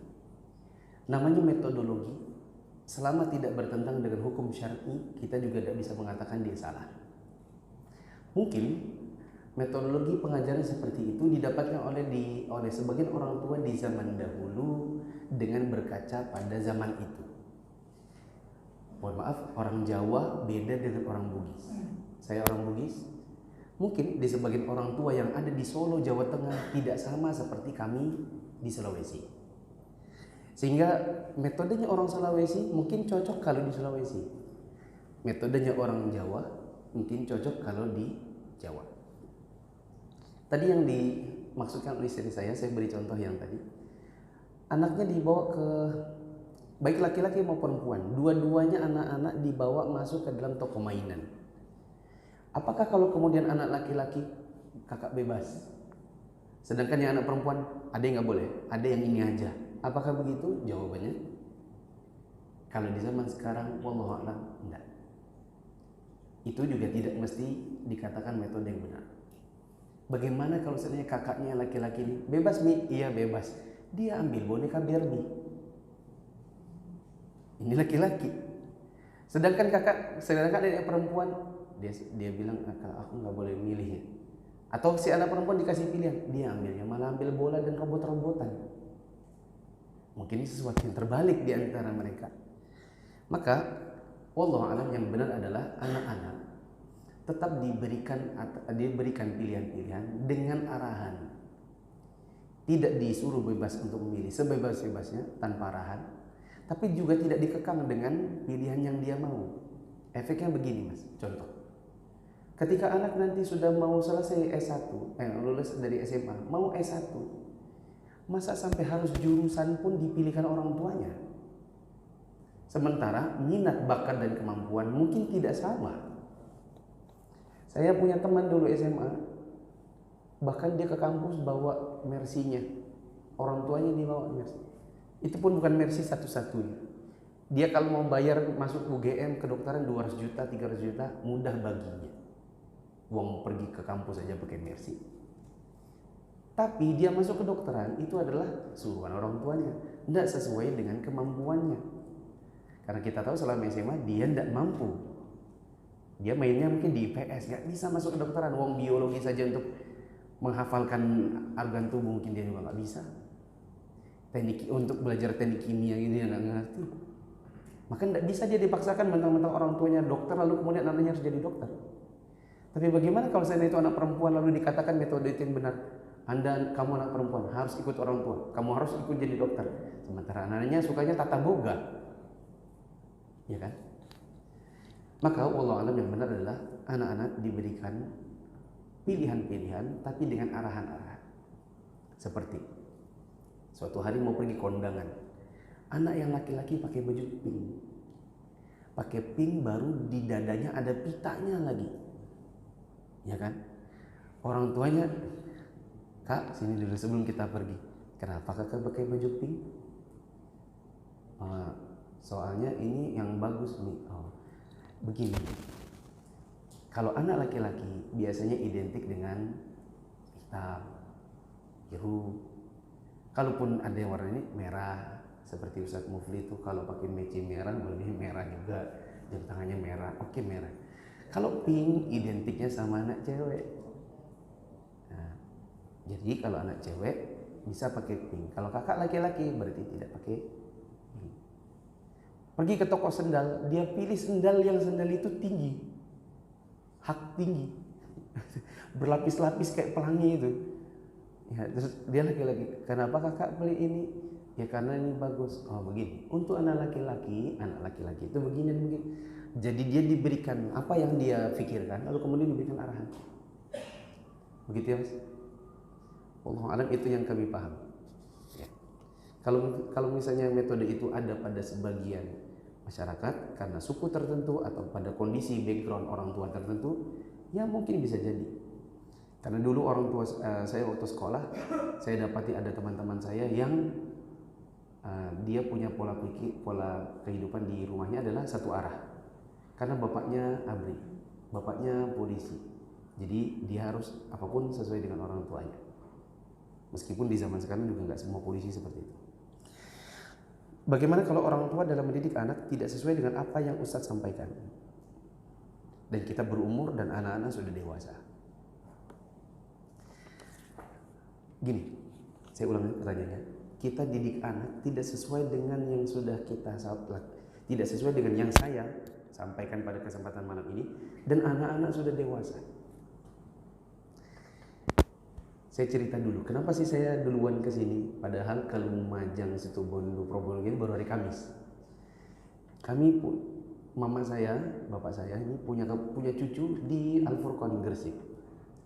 Karena sudah lama nggak ketemu sejak dia masuk kelas 1, saya bilang kita datang ke Surabaya hari Senin supaya Selasanya bisa ke Al Furqon. Nanti Rabunya main ke ST Ali, Kamisnya baru kita pergi ke Safari Dakwah itu. Kemarin jadi kami pergi ke Al Furqon. Saya tahu mama saya itu pola pendidikannya keras, karena saya adalah produknya mama saya.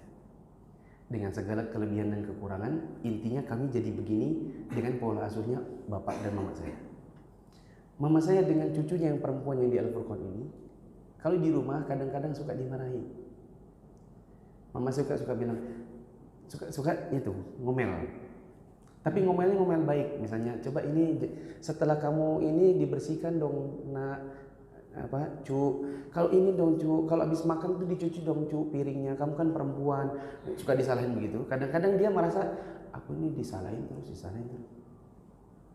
Kemarin waktu kami sudah selesai ketemu cucu, kami mau tinggalkan dia, saat berpelukan, saya dengar mama saya bilang gini, maafin nenek ya cek ya, kalau selama ini nenek ada yang salah-salah sama Cece.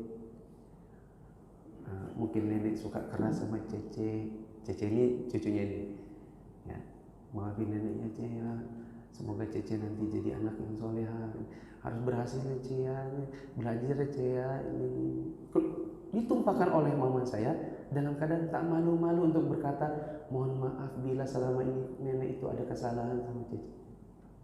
Dan itu yang kadang-kadang kita tidak dapati dari orang tua kita. Mereka gengsi untuk bilang maaf. Itu toksik yang nomor 23, tapi nggak terbahas di malam ini, yaitu nggak terbiasa bilang maaf, padahal tak selamanya orang tua benar, ada kalanya orang tua salah. Dan di pertanyaan ini saya bilang, bila pun anak-anak sudah terlanjur besar, bila waktu dia masih kecil Anda melakukan kesalahan dalam didiknya, Anda harus bisa bilang mohon maaf bila selama ini Umi atau Abi melakukan kesalahan dalam didikannya. Ibu-ibu ada yang mau bertanya? Maksimal 7:30. Ya Pak.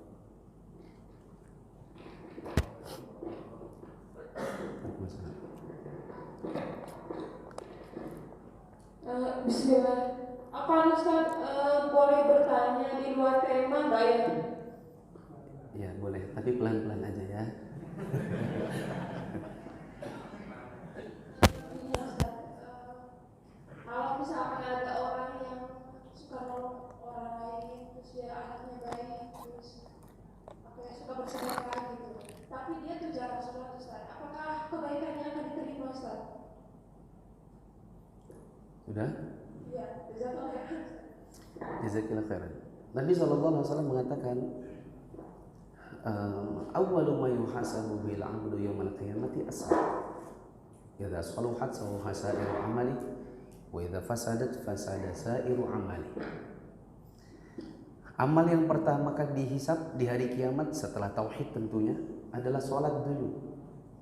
Bila sholatnya baik, maka amal-amal kebaikan yang lain pun dianggap baik. Bila amal sholat ini dianggap rusak, maka dianggap rusak pula amal-amal yang lain. Ini ibarat angka paling depan, meskipun dia cuma meskipun yang belakang itu 0.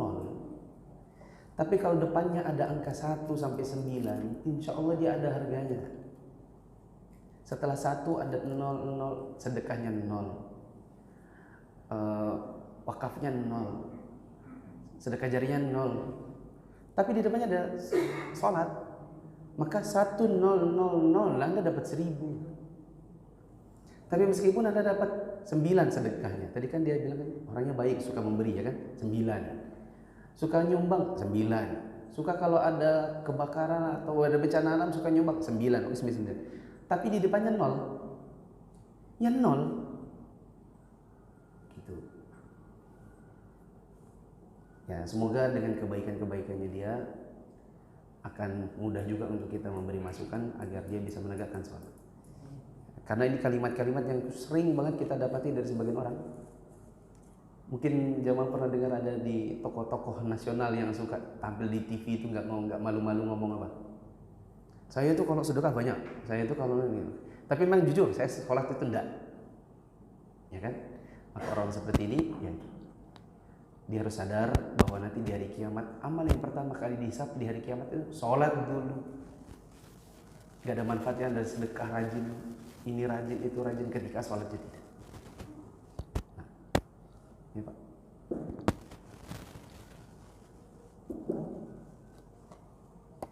Assalamualaikum. Waalaikumsalam warahmatullahi wabarakatuh. Bapak dulu Bu. Pertanyaannya ini,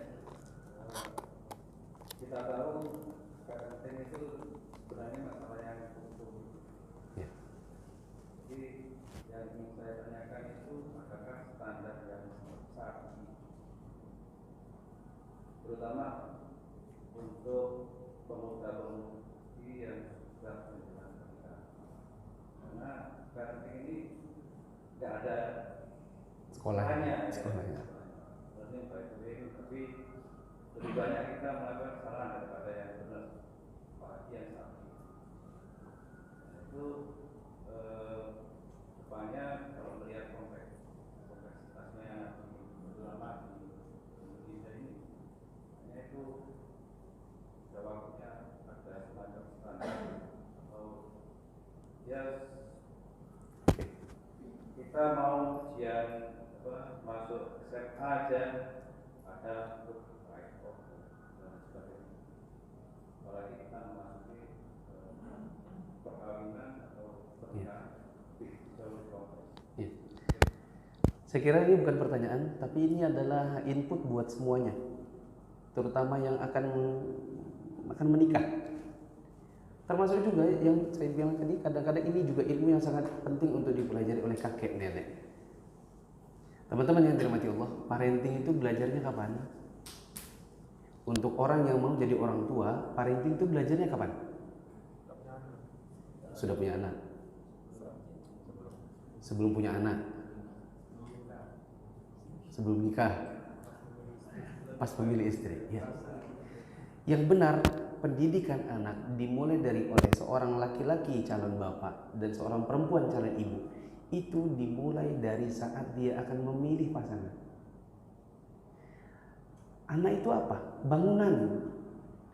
Kalau Anda mau bangun bangunan, yang pertama kali Anda pilih apanya? Lahannya dulu. Iya kan? Bukan Anda mau bangun bangunan, iya. Oh saya mau bangun, beli batanya. Anda jangan dulu pikir batanya, Anda pikir dulu lahannya. Lahan orang. Jangan-jangan lahan orang. Ternyata itu istrinya orang atau suaminya orang. Itu lahan, oh bebas lagi bisa dimiliki. Oke, dengan cara jual beli atau berapa, gitu kan? Terus Anda mau bangun anak yang seperti apa?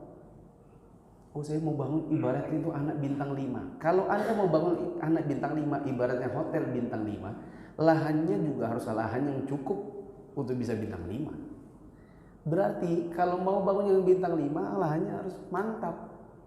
Jadi ini Anda kan calon bapak nantinya kalau sudah mau menikah. Anda pilih istri yang memang siap untuk membangun anak bintang 5. Berarti bagaimana? Cari istri yang misal baca Quran jelas lancar, bahkan hafizah, bahkan mahasiswi syariah misal. Anda mau bangun anak bintang 5. Terus Anda maunya dapatnya di, kalau Surabaya tempat hiburan malamnya apa? Yang di jalanan. Lawang itu apa ya? Lawang itu di mana? Taman Lawang. Oh, kalau yang hiburan malam apa misalnya? Petayam. Ya. Oh, Petayam, Doli, misalnya gitu. Anda mau cari bintang 5 tapi Anda carinya di Doli, gimana sih? Carinya di Inul Vista. Lu mau carinya yang roknya di atas paha. Bagaimana mau bangun anak yang bintang 5 kalau seperti itu calon istrinya? Ya, harusnya yang sudah siap juga. Kalau enggak saya cukup bintang 3 aja. Oke, berarti yang paling tidak mungkin ya bisa ngaji lancar seperti itu. Jadi pendidikan anak itu dimulai dari sebelum Anda menikah, bukan tunggu mau hamil baru kemudian belajar parenting. Sebagaimana yang disampaikan Bapak tadi itu, memang tidak ada sekolah jadi orang tua, sehingga kebanyakan dari kita baru belajarnya itu nanti tunggu ada anak, lalu anak ini kayak kelinci percobaan. Gimana cara metodenya kita mendidik anak? Kita metodenya nyontek dari orang tua kita di zaman dahulu. Bapakku lakukan ini, aku lakukan juga pada anakku. Gitu. Saya punya kajian itu sudah lengkap, ada 10 seri, judulnya Karena Orang Tua Juga Harus Belajar, yaitu pendidikan anak mulai dari sebelum menikah sampai nanti anaknya berusia 18 tahun. Sudah saya syuting dulu dengan Asil TV, lengkap videonya 1-10, bisa cari di YouTube atau Facebook Muflisa Fitra Official. Nanti kalau nonton, don't forget to like, comment, and subscribe and share. Terakhir di bawah tadi kayaknya ada ketuk-ketuk. Silakan. Mau tanya Ustaz. Yep. Bagaimana cara membuat bonding sama anak yang mondok Ustaz? Maksudnya dia dari lulus SD dia sudah mondok sampai mau lulus SMA itu mondok. Itu kedekatan kita gimana ya? Cara untuk bondingnya sama anak yang jarang ketemu, paling ketemu setahun cuma 2 kali. Seperti itu. Terus yang kedua untuk anak yang mau lulus itu apakah kita nggak harus maksudnya kalau mengarahkan anaknya itu ingin sekolahnya sekolah umum Ustaz. Sedangkan kuliah umum itu di kampus-kampus yang banyak subhat, banyak dipakai itu tuh gimana cara memilihnya biar istilahnya kita sudah menanam fondasi itu nggak bubar gitu Ustaz. Oke. Yang pertama dulu, bagaimana cara supaya tetap bonding dengan anak yang di pondok? Tipsnya banyak. Ibu kalau bisa sempatkanlah sesekali lihat YouTube saya atau di Facebook saya Muflisa Fitra Official. Saya punya satu kajian tematik, saya syuting di studio saja, judulnya Hati-hati di Pondok Ya Nak. Isinya tips bagi orang tua dan anak ketika anaknya ke pondok. Saya punya tips-tips yang banyak di situ, kalau bisa ditonton. Mungkin ada hal-hal yang sudah saya sebutkan di situ yang bisa membantu untuk bonding dengan anaknya. Jangan lupa waktu nonton like, comment, share. Oke. Di antara yang mungkin saya bisa sebutkan di kesempatan ini yang sangat sempit ini karena sudah mau habis waktunya. Paling tidak kalau memang sudah ada jam di mana ibu akan menjenguk dan sudah berjanji jangan sampai tidak ditepati. Kecuali karena urgent. Dulu bapak saya waktu saya masih mondok, bapak saya itu kantornya lewat depan pondok saya. Bapak saya bilang gini, kalau kamu punya kebutuhan, letakkan batu di atas tiang ini. Kalau ada batu di situ, berarti kamu punya kebutuhan, nanti bapak mampir. Tiap hari saya taruh batu itu, bapak saya enggak muncul-muncul. Jengkel saya. Ya. Nah, tapi lama-lama akhirnya saya pikir, saya malas lagi di pondok. Karena berbagai hal di pondok itu sendiri. Saya pernah ceritakan juga dalam YouTube saya, dalam Facebook saya, kenapa saya dulu keluar dari pondok. Apa kesalahan pondok yang waktu itu mereka terapkan sehingga akhirnya membuat satu generasi saya 3 kelas semuanya putus, semuanya keluar, tinggal 4 orang saja, 2 laki 2 perempuan, sisanya semua keluar dari pondok. Alhamdulillah, kalau ada jam besok misalnya 1 bulan 1 kali pada jam sekian ibu sudah berjanji, maka ibu tidak boleh mengingkari, karena nanti akan membuat anak merasa orang tua berdusta, membuat anak merasa bahwa orang tuanya tidak tepat janji. Kecuali apabila ada yang urgent, maka ibu harus memberi kabar. Kak, mohon maaf hari ini ternyata nggak jadi ke sana karena nenek sakit. Adapun anu kak, ternyata itu Abi itu ada acara. Kadang-kadang anak sudah terlanjur kecewa. Ini hanya satu dari sekian banyak tips yang mungkin kita bisa bicarakan, tapi tidak mungkin kita bicarakan sekarang. Tadi yang satu lagi, setelah lulus dari pondok, ternyata anak maunya sekolah umum. Ternyata dia tidak minat di bidang agama. Rupanya dia merasa bahwa dia nggak sanggup di hafalan Quran, di hafalan hadis. Ternyata dia maunya IT. Bagaimana Ustaz? Maka saya bilang yang pertama, tidak mesti. Kalau nanti keluar di sekolah umum, terus kemudian dia tidak bisa jadi dai. Saya S1, S2 umum. Ustaz Abdul Tuasikal S1, S2 umum. Ustaz Rehanul Bahrain dokter. Ustaz Amin Nur Bais S1-nya umum. Ustaz Amrullah Kanita sipil. Ustaz Abu Sa'ad rahimahullah kalau saya tidak salah itu nuklir atau fisika atau apa itu. Ada banyak teman-teman di Jogja yang kuliahnya umum tapi mereka tetap bisa ikut kelas-kelas dan ikut ma'had khusus untuk mahasiswa umum yang nanti mereka ternyata bisa jadi dai. Dan apalagi IT, misalnya dia maunya IT kalau kita berpandangan baik misalnya, IT ini nanti kalau seandainya dia bangun IT-nya di pondok, tentu dia akan dibutuhkan. Berarti dia bisa berdakwah dengan jalur yang lain. Adapun tadi ibu bilang, saya khawatirnya nanti di sana itu ada banyak pengaruh-pengaruh buruk, maka kita katakan ada sebagian kampus yang insya Allah lingkungannya bagus. Saya mungkin bisa kasih rekomendasi di sekitaran Pogung, di sekitaran UGM. Itu banyak mahat yang sebenarnya kos-kosan, kemudian disewa untuk satu mahat di situ sekaligus bikin kos-kosan plus pesantren mahasiswa. Dibina oleh Ustadz Afifi Abdul Wadud, dibina oleh sebagian ustadz yang di Jogja.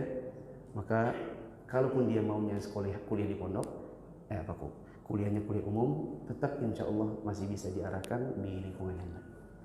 Jangan dikekang, dibilang kamu harus jadi ustadz. Buat apa kamu hafalan kalau gini, kalau begitu. Kalau ternyata dia tidak menikmatinya. Karena kuliah juga butuh sesuai dengan minat, bakat, dan kemampuannya. Mungkin ini saja, kurang lebihnya mohon maaf. Insya Allah kapan-kapan kita lanjutkan kembali yang nomor 13 sampai 24. Subhanakallahumma wa bihamdika asyhadu an la ilaha illa anta astaghfiruka wa atubu ilaik. Wassalamualaikum warahmatullahi wabarakatuh. Allahu Akbar.